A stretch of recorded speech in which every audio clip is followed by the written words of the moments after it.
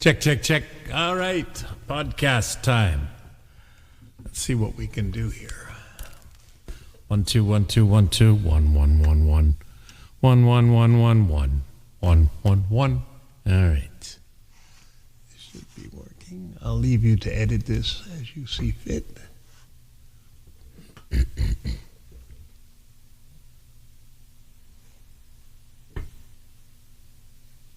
Always ready to rumble there, Ben. Thank you for asking me. Wow. Hey, 10 questions. That could take a lifetime, you know. You want to know when it began? I'll have to listen. It began when I was born. I felt it in my bones that I wanted to be a DJ. So, can I tell you? When I was, like every kid that listened to pirate radio when they were 8 or 10 years old, I was listening to strange radio shows late into the night with my transistor radio, and or was it just a regular radio? It's too far back. But I would hear all these incredible personality DJs that infused their input into my brain. And then without really knowing what I was doing as the years rolled on, I would call upon them in my inner psyche to help me. And slowly, after plagiarizing 15 great DJs, I emerged somehow. So it began basically under the covers in bed when I was just a little kid. As for my greatest achievement, whoa, I guess just being here with you. Nah, I was just kidding. My greatest achievement was just staying alive and doing what I did. I know what you're getting at, and I think specifically the achievement that probably there's so many different kind of achievements. There's financial achievement, there's glory achievement. There are many. So, which one do I think you really want to know about? I'm going to go with the financial one, which was when I went to France and started Radio Luxembourg, France, with my Minimax show, which was back. I was on the pirate stations, and Ronan O'Reilly had on Caroline, and Ronan called me in one day, and he said, "I've done a deal with, with Jean Prouveau in France, and he's bought a controlling interest in RTL, and we want to make it more lively, more like a pirate station." Of course, if anybody who knows, that's like turning the old radio light program into a pirate station. It's like an impossibility. But nevertheless, he said, would you like to do it? I said, not really. I've just moved back to England. I don't want to go back to France. He said, well, I'll give you a lot of money. I'm okay. So he gave me a very hefty salary and expenses and all that, which wasn't really from him. It was from Jean Prouveau, but nevertheless. Ronan was the inspiration for it. And we basically were given a carte blanche to make something happen. And Jean Prouveau controlled half a dozen newspapers and magazines. So, of course, we had lots of press on that whole thing. And he said, what do you need? I said, well, for starters, I need a studio. I said, I need a studio that I can operate. I will design it. I will operate it. And, of course, this almost caused a national strike in France because the engineering unit of radio personnel said, no way, Jose, you've got to have an engineer playing in your product. So that was, obstacle number one. We overcame it. We had a gentleman sitting in the studio with me who did absolutely nothing, read his newspaper. But that was fine. That was better than nothing. And built the studio. I designed it, just bought the best of everything. Then we went to Pam's Jingles, which was located in Dallas, Texas. I flew 10 French people with me to Dallas, where we wrote and recorded 100 Pam's Jingles produced by Pam's. And, that alone cost a fortune. So we had all this going on, and then we launched the show. And we were up against Salut les copains, which was a very popular show at the time and had been number one in that time slot forever and ever and ever. I had actually been on that show doing their Sunday version back earlier on. So anyway, that was the object was to cut out a section and see if we could make it work, which we did. Within a couple of months, we were number one. So that was what I call my big achievement. I made up the mix. I made up the show. I made it all happen. It was just crazy. We were right on the front, right by the front of Rue Bayard there, and the big window was opening up on the street, so I could almost hang out the window and be 15, 20 feet above all the kids that were out there. And it was like a live show almost at times. It was like, it was crazy. Anyway, that was my, suffice it to say, the money kept coming in. So that was my big financial achievement. And, okay, I know you're going to, so why not? Okay, I will. I'll follow it. I'll follow it with the moral, well, I don't know, it's not really moral. I mean, I was a DJ in the military back in the Vietnam era of 62, 63, 64-ish. Then I was in France DJing for Barclay Records, and then I got the call that changed my life, which was what I really wanted to do was DJ in English instead of in French. And I had a call from Ronan O'Reilly, who said, come and join the Pirates. And so I packed my bags. And that, being on Radio Caroline, was my first real big commercial gig by all standards. So that was that. And then, of course, coming back from when I was in France to Radio 1, from a power point of view, to have that midday spin show on Saturday, the power you had was incredible. I could play a record nobody's ever heard before, and it would be in the charts the next week. Los Bravos, Black is Black comes to mind right off the bat. Others, Kung Fu Fighting, Carl Douglas. These were all, songs that I considered my own. I launched them. Everybody else played them too, but I mean, it was the way I felt about it, So those were some of the achievements, and you say, what? Inspirations? Okay.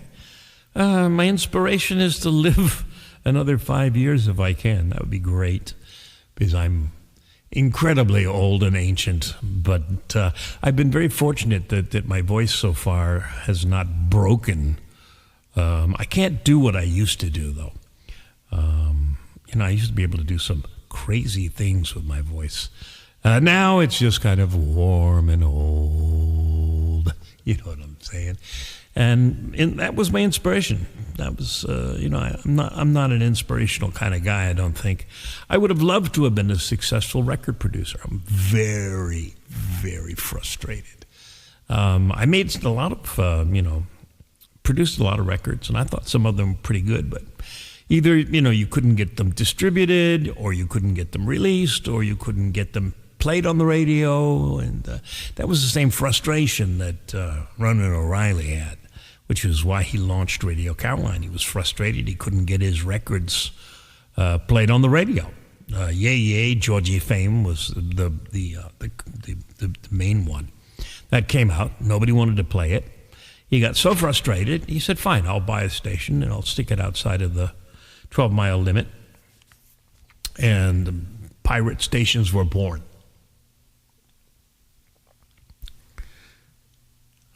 Funny. When you ask for funny stories, Lord, I don't know. Funny stories usually come up when you're in the pub with your mates, and you've had a few belts of good stuff, and then they start to kind of flow.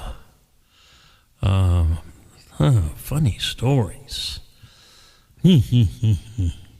I have some amazing stories. I don't know how funny they were.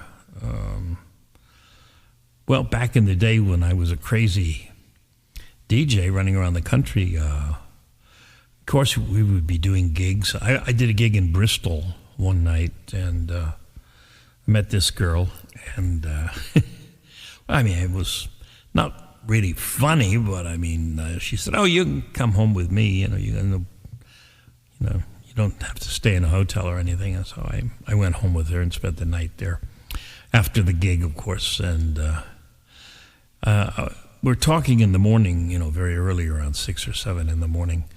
And by then I had sobered up somewhat. And I said, "Oh yeah, well, it's really, a nice night and everything. And what do you, what does your dad do? Oh, he's the chief of police." "What?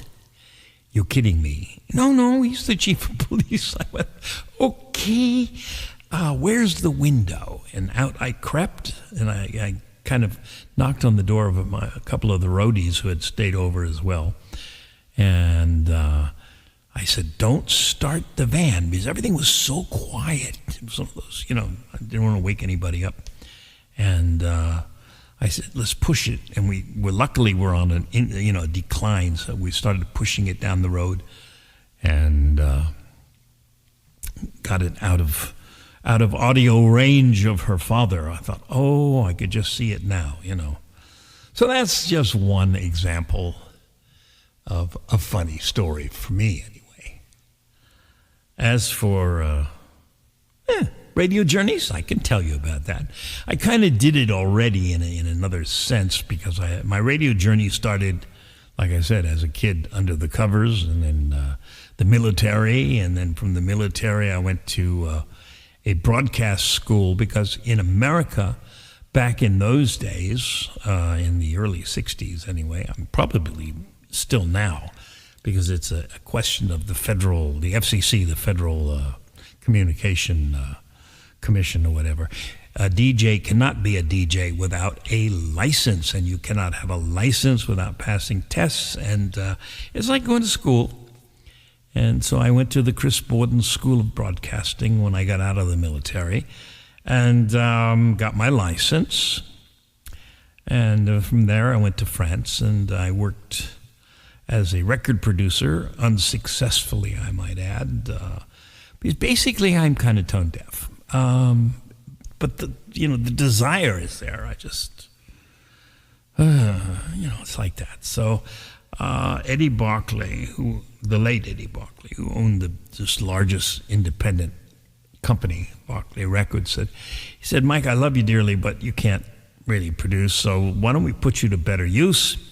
You are now in charge of all the Barclay radio broadcasts," which was back in those days. This is how Radio Luxembourg basically got the English Radio Luxembourg 208 got their start. Was paid programming. The record companies would buy 30 minutes or an hour, and they would hire a DJ to DJ the show. And so I became the Barclay DJ, if you will. And after about 3 or 4 months of doing these shows, which was kind of funny because they had no studio back then. This was before self-op was really, well known in Europe. So I said to Eddie, how am I going to make a broadcast for you? You don't have a studio. He said, "You can use my studio over, they had a studio somewhere, like a Room Buff or someplace. A big, multi-million-dollar studio. He said, just use the studio. I said, what? Okay, I went over there to have a look. Well, I've already been there many times trying to produce a record, but I went upstairs to the mixing room, and I'm looking at it through my jaundiced eye, and I'm thinking, how do we put this together? And so I talked to some engineers, and we kind of buckled together a bunch of tape recorders and the mixer and whatnot, and I added a microphone in there, and I turned it into basically a little studio. And I took his catalog, and I made basically the format that I would prove successful for me later on French Radio Luxembourg, which was play one French, one English, one American, one French, one, and so on and so forth. So with my good ear, I was able to produce these shows for Eddie Barclay, who paid for them to be broadcast. So Le Président Rosko, which was me and then in France, was being sold, if you will. And I guess the moral of the story was, after 3 or 4 months, the shows were so good that he could stop paying them. He would say to them, if you want Roscoe, you have to take the shows. So I earned my keep in the end. And from there I went to Europe #1, Salut les copains. And I did the Sunday shows there, and that was very successful. And the journey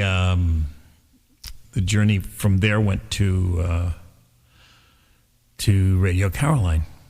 I had met a fella, because I was introducing most of the acts that came into France in Paris. I was the MC. And I met this road manager who said, there's a new station starting called Radio Caroline in England, pirate radio. It's really great. I know the boss. I'll tell him about you. And so I gave him a show, and that's how that started. So it goes on. And life stories, that's life. That is the life story. Because all my life stories are tied up in radio. So, guilty pleasure tracks, that sounds like a fun one to talk about. There's so many of those. You want to know what I'd put in the bin? I don't know. That's a tough one. There's so many facets. When you ask me a question, it's got 10 different angles to it. I think I can't get no satisfaction. The Rolling Stones probably impacted me. I couldn't get it out of my head when it first came out. I just thought it was such a great song. And of course, being a soul person, I grew up, with James Brown. So all the James Brown tracks, he was so amazing with songs like Bewildered that, young people today wouldn't have a clue about. And so I still play them all. I just have to play them a little bit more carefully. I can't put them all back to back because people will be wondering what I was doing, and so on and so forth. So that's kind of a tough one. And of course, I love reggae. And the 70s reggae was, to me, the best reggae. And of course, the 50s, 60s ska, 70s reggae. And then, of course, 80s got the Selector sound and the Bad Manners and all. That was kind of like the white morphing of reggae and ska all together in one kind of hit. Nothing there blew me away so much because I was already into the original so much, but I think one of my favorite ones is called Jamaica Ska by the Ska Kings. And that one, I'll keep on playing that one there. As for regrets, career regrets, I guess my regret, gosh, you do come up with some good ones, Ben. Oh, career regrets. There must be some out there. I guess the fact that I'm physically unable to do gigs like I used to. I mean, I was one of those hands-on guys, I'd be lifting all these big speakers up and putting, working like with the roadies and whatnot. And I I miss all that now because between the bad eyes and the aging process, I don't do too many of those live gigs anymore. So my regret is that I have to curtail that. I don't want to. Any excuse to put on some CDs at a party, I'm there, you know. When's your birthday? See, and you didn't think I could do this, did you? I told you I could. We've got a generation of DJs coming up who are in big, big trouble because the corporations have kind of taken away all the independence. There are not that many, small stations out there that can survive. Most of them get swallowed up by the Hearts and the Capitals and whatnot. And so what happens is they put their stamp on it. They do an overall sound. With usually the breakfast show is an exceptional change to that, but by and large, all day long, it's what the ear of the program musical director has decided, and so everybody sounds the same because most of them are playing the charts, whatnot, and so I guess you're not being allowed to be what I was able to do when I was young. We had opportunities that are not there anymore. So what are you going to do, right? You want to be a DJ, but there's no place for you to go. There is no Radio Luxembourg 208 where you cut your teeth, or a Radio Caroline, or Radio London, or Radio England. The guys who are surviving now, who's left? DLT, Tony Blackburn, Tony Prince. I mean, it's pretty, that are, still actively working. We're becoming like hen's teeth, hard to find. So what do? You have, I guess if I was starting today, I would do my own show. I would do it on the internet. That's all you can do, podcast, internet. You have to be careful there because you have to have a license, I guess, to play the music. So that, usually I fall under the umbrella of the people that take my syndicated show. So that's kind of covered from that way. But if I didn't have that, since I've never had to do it, I don't really know the road that you would have to take for that. There's obviously live gigs. You have to start practicing somewhere, and you can see how you're doing in front of a live audience. The only thing is that you better play the right music, or you're going to get some eggs and tomatoes thrown at you. But there is no opportunity like there used to be. Even Radio 1 at the time was, I think when I started on Radio 1, they had 28 DJs. It's ridiculous. Everybody had an hour, except Tony Blackburn. He grabbed the breakfast show. But so your question is for the next generation. I would say practice in clubs and pubs. Get on a small independent station that's already running. Work for nothing, just to get the experience, and hope for a break. Yeah. So there you go. I think I've gotten through most of the things that you and I can talk about without getting anybody too crazy. You know what I mean? Good. It was a pleasure joining you. Ben, thank you for asking me, and enjoy the show. And thank you. This is the Emperor Roscoe. Oh, let me plug my own, emperorroscoe.net. emperorroscoe.net. Joe, check out the website. And now, I don't even think about things like that. Nowadays people, that's all I think about. I have something called Roscoe Radio. You can't get on it because it's only me. It's just thousands of hours of Roscoe in rotation, going round and round and round. Drive anybody mental. Bye.